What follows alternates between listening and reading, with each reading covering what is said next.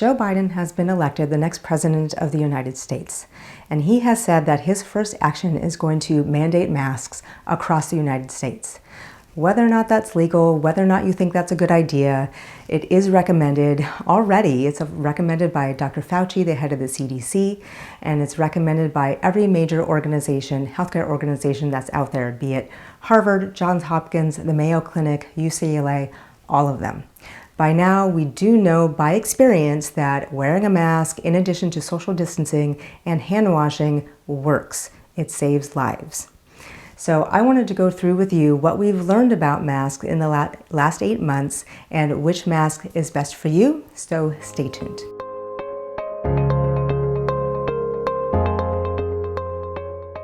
I'm Dr. Rachel Johns, an internal medicine doctor specializing in hospital-based medicine out of Southern California. I've been on the COVID front lines from the very beginning, so I have a lot of real-world experience. Please subscribe to my channel so you don't miss any of these important updates.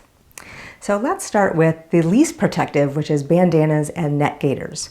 So they have too much ventilation. They're usually open at the bottom and too much air is passing back and forth. They are usually also made out of fabrics that are too thin, fabrics that are made of synthetic fibers, which we know are not as good as blocking the respiratory droplets as natural fibers. So that's not really a good option. They're better than nothing, but we can do better. Let's talk about cloth masks for a few minutes because that's what most of the general population wears outside in public. So you want a mask that's at least 2 layers, ideally 4 layers, and you want a mask that has 100% cotton as part of the layers. Actually, different fabrics mixed together is best, but you want one that has at least 100% cotton in a tightly woven weave. So 100% cotton actually has a 3-dimensional structure, so it's really good at filtering out those respiratory droplets. And studies have found that mixing fabrics together, we have cotton plus, chiffon, silk, or flannel. Those are the best 3 combinations at filtering out those respiratory droplets. So here I have a cotton mask. It's flannel on the inside.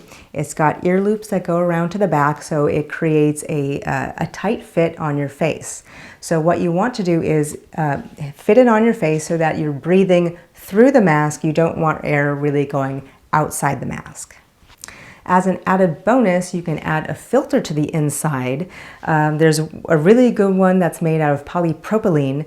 Polypropylene is a fabric that's used to make surgical masks and N95 masks, and you can actually buy it yourself at Walmart. There's a brand called Olifun, which is used for arts and crafts, and you can just cut it in little pieces, maybe make a pocket inside your mask and stick it in there. And one of the ways polypropylene works is by static electricity. So you know in your dryer where you have a sock that is sticking to like a blanket or something, that's a static cling. So the polypropylene fabric works in the same way to just grab those respiratory droplets and pull them into the fabric of the mask. Now, if you have a polypropylene filter and then you wash your mask, as you should at the end of every day, then the washing actually takes away the static electricity. But you can revitalize the static electricity by ironing the mask or putting on a plastic glove and just rubbing it for 20 seconds, and then you'll get the static electricity back and it'll work as good as new.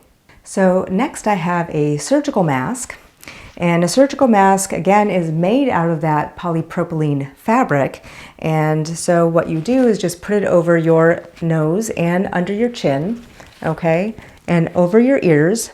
And it's got to go over your mask. It's got usually some metal here so that you can fit it around your nose, under your chin like this, okay?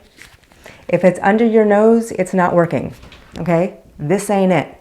So please get it over your nose and mouth so that it has a good seal. The next mask I want to show you is an N95 mask, and also made out of the polypropylene fabric that we talked about. And this has a tighter seal. I made a video on how to get a good fit at home. These need to be fit tested so that you know you have a good seal against your face. These come in different sizes, so it's need to be sized appropriately to the size of your face. I have a small face, so I have a small mask. If you have a larger face, then you need a regular size mask. So it just goes like this. And again, These bands will crisscross across the back of your head so it stays on and it stays tight. The other kind of masks that we see are a KN95. The KN95 are N95 masks that are made in China. We're seeing a lot of problems with these masks. They're not working as well as they should. There's a lot of fraud out there, so really be careful of these masks. One way you can tell the difference is if it has the NIOSH symbol on a KN95, then you know it's a fraud, because our government does not put this symbol on masks that are not made to our government's specifications. Nothing wrong with the Chinese mask if they're true KN95s, but they're just not approved by the FDA, so they will not have that symbol on them. If you want to know if your brand of either surgical or N95 mask is approved by the FDA, I put the link in the description below. You can check it out for yourself on the FDA website and make sure that it's an actual surgical or N95 mask. So that's the information I have about masks for you today. You choose which one is best for you in your situation.